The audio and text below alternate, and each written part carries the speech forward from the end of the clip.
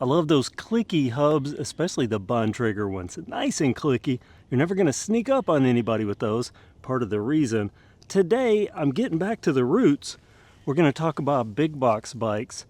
Going to go back to 2020 when these Schwinn Axums came out, specifically this Axum DP. Actually, 2021, maybe 2022, when this updated Axum DP came out with its Spider-Man colors. I really like it, so much so that I modified it. I have a video I'll link down in the description that goes over each and every component in detail, but it has some good stuff. Very nice dealer brakes. Of course, the tapered head tube, this fork, the Apixon. I don't even know that you can get these anymore, but they were probably the best value in a good performing fork for not a lot of coin.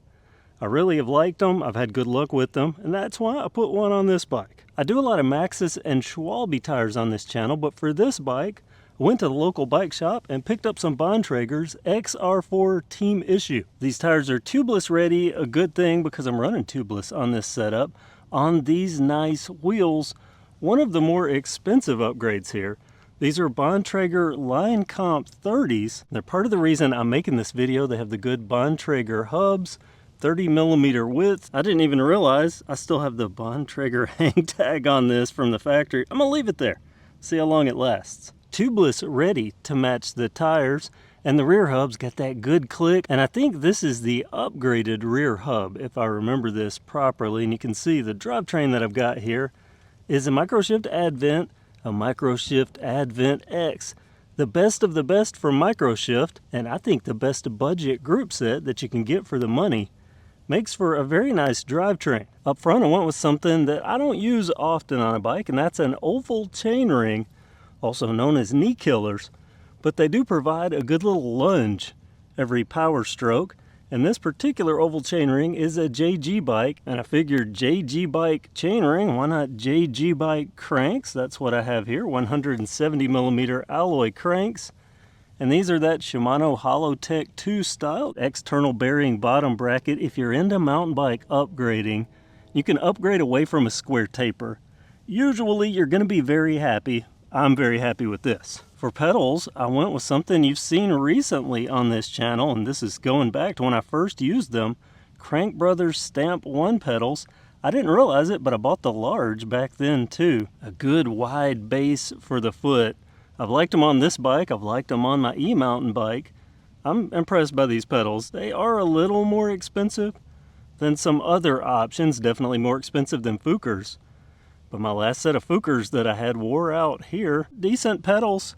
I've liked them. Sized frames, this medium frame, and I want to talk about this for a second, because it used to be a thing with big box bikes that no matter how good they were, even if they did have a tapered head tube, and these Schwinns were, I think, the first to have a tapered head tube on big box bikes, this the second iteration of their tapered head tube bikes, but it used to be that the finish would just look horrible after a month or two. They would look good out of the box, but they just wouldn't hold up. I want you to look at this one. Now I do take good care of my stuff, but this has fallen over a time or two. It's gotten a little bit of mud on it. I've cleaned it off. This was, I guess, since the last ride, but these were sized frames, which was another biggie. I think that the paint on these is as good as a bike shop caliber bike as far as the durability and just the overall look. And you may have noticed this on this fork. Yes, that is an external lockout port. So you could put a trigger actuator here to lock out the fork. It was cheaper, I think, when I bought it, or maybe it was the only option I could get at that time. So I picked it up and just never used it. You don't have to put them on. I don't use lockouts anyway. Not much, anyway, over the years. Maybe just a couple of times. Usually I forget that they're there. So not a bother, but this is an air fork. Another look at these brakes. I'm going to do a video where I talk about hydraulic brakes and the differences between hydraulic and mechanical, and why hydraulic is just so popular and so good. We'll talk about that again in another video. Bontrager grips to go with the rims. I forgot these were Bontrager, but here's a look at the rest of these brakes. And I know through axles on these, and I just realized that's going to create a problem. Although maybe not, because I think These are adaptable wheels, hopefully anyway, because both wheels quick release on this, and the rear spacing I think is 141 on this bike, kind of an oddball, but I'm hoping.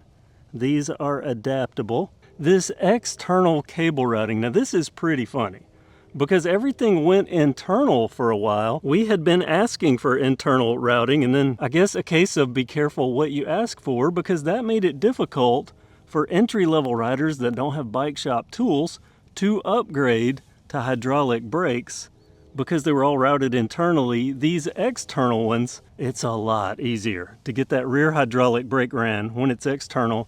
And now I said we went internal on a lot of them. A lot of bikes now have started doing at least a hybrid external where that rear is routed outside so you can easily get to it and easily work on it. It's a good thing. This bike came factory equipped with a dropper and Exaform.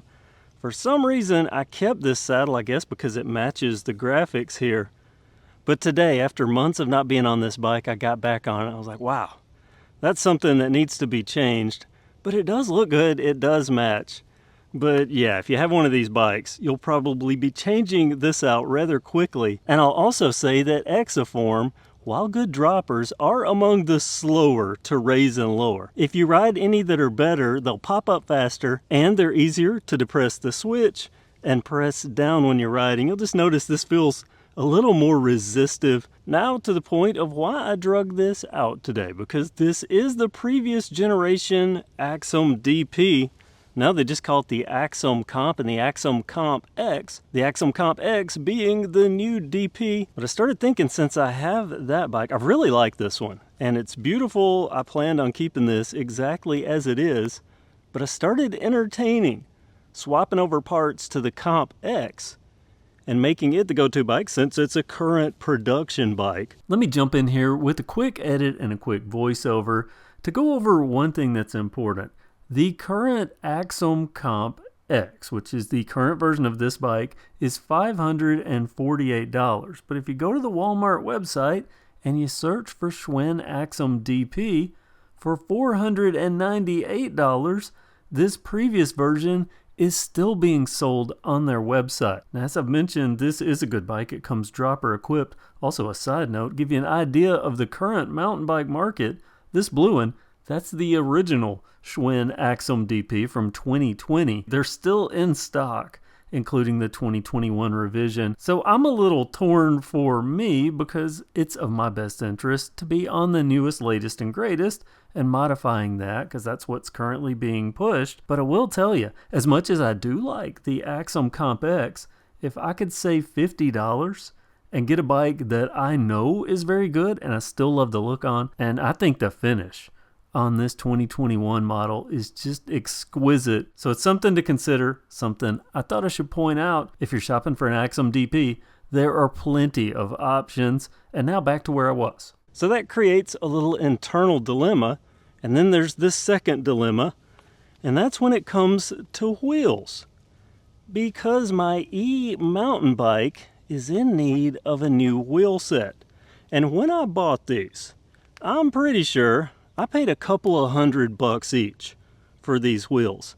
I just priced them, and oh my goodness, these Bontrager Line Comp 30s, which from what I understand they might be phasing out, these are super expensive right now, and that was with a nice discount. So I started looking around and thinking, what do I have that might be able to work to get me a good wheel set that's 30 millimeters wide on my e-mountain bike, or for my e-mountain bike. And this sort of stood out because in theory it's exactly what I need, but then as I'm filming this video I remembered, oh yeah, this is quick release, but I remember they did have to convert these, and up front here it would need to be boost as well. But what do you think? Should I take this off, deconstruct this bike, use part of the parts for Comp X and part of them for my e-mountain bike? Or would you leave it exactly as it is and go, no, this is perfect? I mean, it is an excellent riding bike. I came out today with full intentions of some new ride footage on it. And guess who left their camera at home? Yeah, this is a nice bike. The sun's starting to creep through the trees here. A very good bike. I love that clicky hub. I love everything about this. And back when I did this, it was affordable. I can't remember what I spent. Again, I'll put the original video down in the description where I talk about exactly what I spent. But it was money worth its weight in bike parts because it's been a good rider. So I'm kind of apprehensive. What do you think? Comment below. Or if you know of some good budget wheel sets that could hold up under the torture of an e-mountain bike that are 30 millimeters wide internal. Let me know. Thank you so much for watching. I hope you subscribe if you haven't already. Have a great day. Is this fate telling me which direction I should go? Makes me wonder.